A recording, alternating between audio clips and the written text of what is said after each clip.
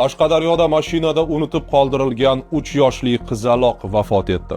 Holat 4-iyun Qamashi tumanidagi Zafar mahalla fuqarolar yig'inidagi oilaviy bog'chada yuz bergan.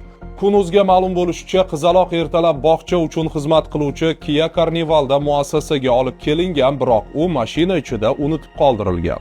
Maktabgacha va Maktab ta'limi vazirligi rasmiy munosabatida qizaloq muassasa xodimlarining sovuqqonligi va e'tiborsizligi oqibatida mashina ichida vafot etgani qayd etilgan.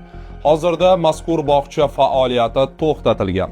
Holat yuzasidan Jinoyat kodeksining 116-moddasi kasb yuzasidan o'z vazifalarini lozim darajada bajarmaslik bilan jinoyat ishi qo'zg'atilgan. Mashina haydovchisi gumonlanuvchi sifatida protsessual tartibda ushlangan. Tergov harakatlari davom etmoqda. Eslatib o'tamiz, 2025-yil iyunida Koson tumanidagi xususiy bog'chada mashinada unutib qoldirilgan 2,5 yoshli qizaloq vafot etgandi.